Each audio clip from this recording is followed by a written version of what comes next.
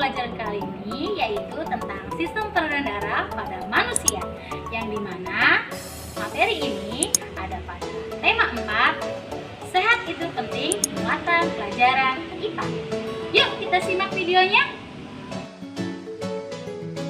Sistem peredaran darah pada manusia.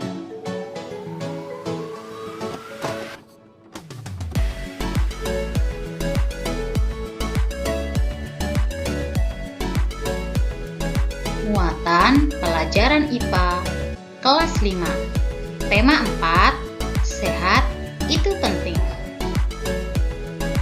Subtema 1, peredaran darahku sehat.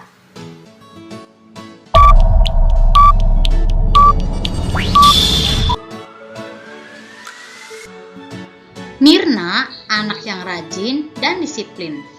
Mirna selalu berangkat ke sekolah lebih awal. Jarak rumah Mirna ke sekolah tidak terlalu jauh. Mirna berangkat ke sekolah naik sepeda. Naik sepeda juga merupakan kegiatan olahraga. Mirna mengayuh sepedanya dengan santai.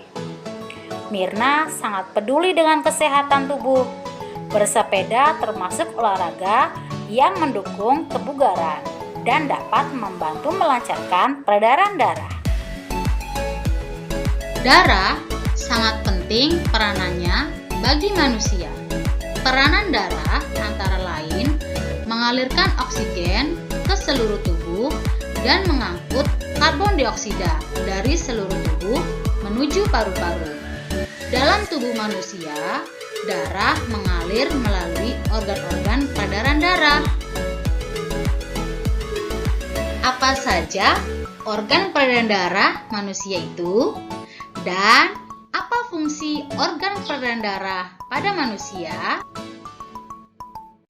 Mari kita simak materi berikut ini. Mengalirnya darah di dalam tubuh disebut sistem peredaran darah. Sistem peredaran darah dalam tubuh ada dua, yaitu peredaran darah kecil dan peredaran darah besar. Sistem peredaran darah kecil. Sistem peredaran darah kecil yaitu darah mengalir dari bilik kanan menuju paru-paru melalui arteri pulmonalis.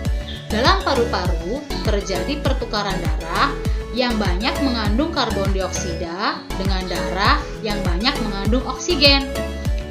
Darah yang mengandung oksigen kembali ke jantung melalui vena pulmonalis. Pada sistem peredaran darah kecil yaitu sebagai berikut. Peredaran darah kecil dimulai dari bilik kanan, lalu ke arteri pulmonalis, lalu ke paru-paru, lalu ke vena pulmonalis, lalu ke serambi kiri.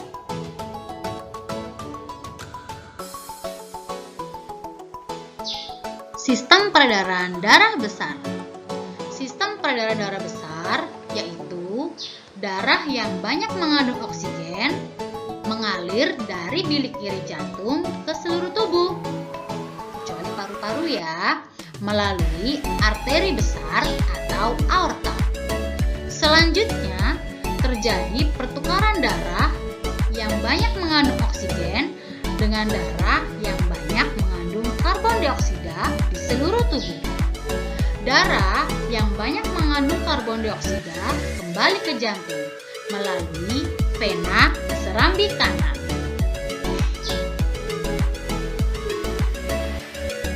Sistem peredaran darah besar adalah sebagai berikut. Dari bilik kiri menuju arteri besar atau aorta, lalu menuju arteri, lalu ke seluruh tubuh, lalu ke vena, lalu ke serambi kanan. Fungsi atau peranan organ peredaran darah manusia adalah sebagai berikut. Yang pertama yaitu jantung. Jantung adalah organ tubuh manusia yang berfungsi memompa darah ke seluruh tubuh. Jantung memompa darah dengan cara berkontraksi dan berelaksasi secara bergantian, sehingga jantung berdenyut, mengembang, dan mengempis. Jantung terletak di dalam rongga dada sebelah kiri. Ukuran jantung kira-kira sebesar kepala tangan pemiliknya.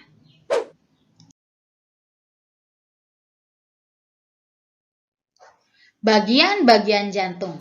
Ada serambi kanan, serambi kiri, bilik kanan, dan bilik kiri. Antara bagian kanan dan kiri jantung dibatasi oleh sekat jantung yang disebut katup jantung. Katup jantung berfungsi untuk mencegah bercampurnya darah yang mengandung oksigen dengan darah yang mengandung karbon dioksida. Otot penyusun bilik jantung lebih tebal daripada otot pada serambi jantung. Hal ini disebabkan tugas bilik jantung lebih berat. Tugasnya yaitu memompa darah keluar dari jantung ke seluruh bagian tubuh.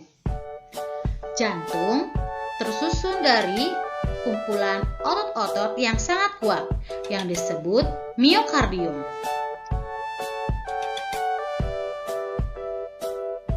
Kontraksi dan relaksasi pada jantung mengakibatkan terjadinya denyut jantung atau denyut nadi.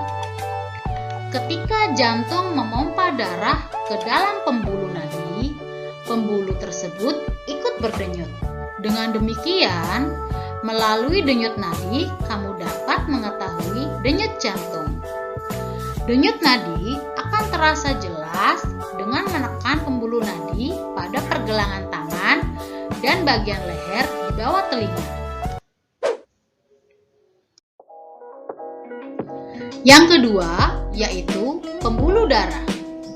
Pembuluh darah merupakan saluran tempat mengalirnya darah dari jantung ke seluruh tubuh dan dari seluruh tubuh kembali ke jantung.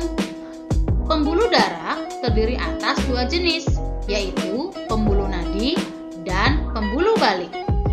Pembuluh nadi disebut arteri, pembuluh balik disebut vena. Pembuluh nadi atau arteri yaitu pembuluh yang membawa darah yang kaya akan oksigen keluar dari jantung ke seluruh tubuh. Pembuluh nadi yang paling besar disebut aorta. Pembuluh balik yaitu pembuluh darah yang membawa darah yang kaya akan karbon dioksida dari seluruh tubuh menuju jantung. Pembuluh nadi dan pembuluh balik bercabang-cabang. Ujung cabang pembuluh terkecil disebut pembuluh kapiler. Pembuluh kapiler sangat halus, berdinding tipis, dan berpori. Dalam pembuluh kapiler ini terjadi pertukaran dua zat, yaitu antara oksigen dan karbon dioksida. Panjang seluruh pembuluh darah manusia jika dihubungkan dari satu ujung ke ujung yang lain dapat mencapai sekitar 160.000 km. Wah, panjang sekali ya. Yang ketiga yaitu paru-paru. Paru-paru juga memiliki peranan yang penting dalam proses peredaran darah. Dalam proses peredaran darah, paru-paru berperan sebagai penyuplai oksigen ke dalam darah. Darah yang telah diedarkan ke seluruh tubuh tidak lagi mengandung oksigen, akan tetapi banyak mengandung karbon dioksida.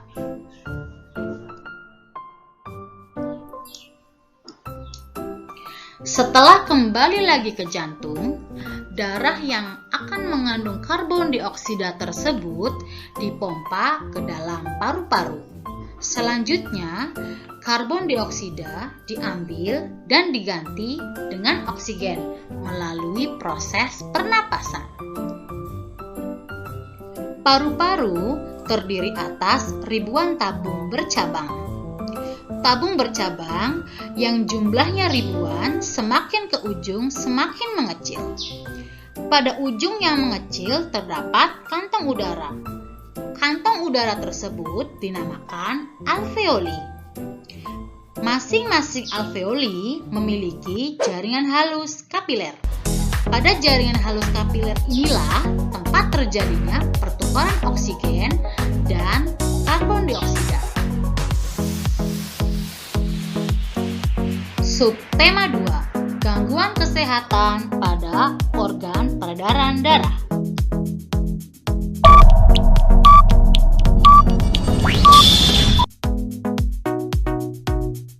Darah adalah bagian tubuh manusia yang berfungsi untuk mengedarkan oksigen dan sari-sari makanan ke seluruh tubuh. Darah merupakan komponen penting di dalam tubuh yang mempengaruhi semua kinerja organ tubuh. Oleh karena itu, organ peredaran darah seperti jantung dan pembuluh darah hendaknya dijaga kesehatannya. Nah, tahukah kamu penyebab terjadinya gangguan pada organ peredaran darah manusia? Gangguan pada organ peredaran darah manusia dapat terjadi karena non-keturunan dan keturunan.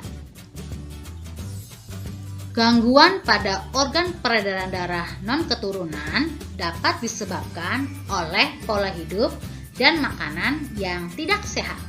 Misalnya, terlalu sering mengkonsumsi makanan yang berlemak tinggi dan makanan berkadar kolesterol tinggi. Gangguan pada organ peredaran darah manusia non-keturunan, yaitu ada anemia. Gangguan ini disebabkan rendahnya kadar hemoglobin dalam darah.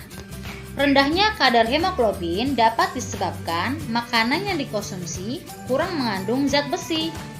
Ciri-ciri penderitanya adalah mudah lelah dan sering merasa pusing. Yang kedua, yaitu tekanan darah rendah atau hipotensi. Gangguan ini disebabkan terjadinya penurunan tekanan darah. Yang ketiga, yaitu tekanan darah tinggi atau hipertensi. Gangguan ini disebabkan naiknya tekanan darah yang diantaranya diakibatkan oleh penyempitan pembuluh darah. Yang keempat, yaitu kanker darah atau leukemia. Gangguan ini disebabkan sel-sel darah putih yang memperbanyak diri tanpa terkendali, yang mengakibatkan sel darah putih ini memakan sel darah merah. Yang kelima, yaitu jantung koroner. Jantung koroner merupakan suatu gangguan jantung yang disebabkan oleh penumpukan lemak darah atau kolesterol pada arteri koronaria.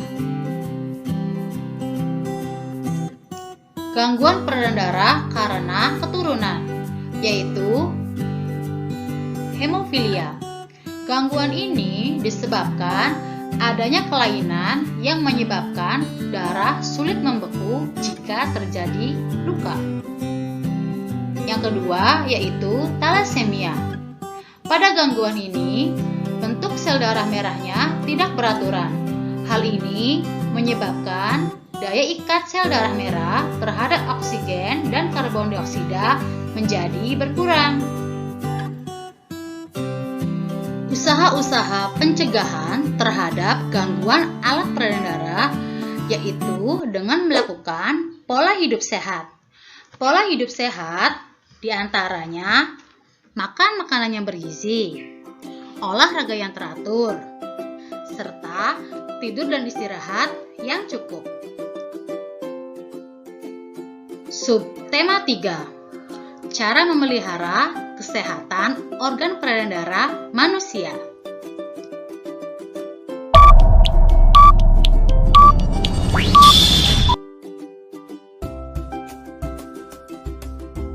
organ peredaran darah memegang peranan penting dalam kelangsungan hidup manusia. Oleh karena itu, sudah seharusnya setiap orang menjaga dan mencegah terjadinya gangguan-gangguan terhadap organ peredaran darah dalam tubuh. Peredaran darah juga sangat erat kaitannya dengan kerja dari jantung. Semakin baik kondisi jantung, maka peredaran darah di dalam tubuh juga menjadi semakin baik.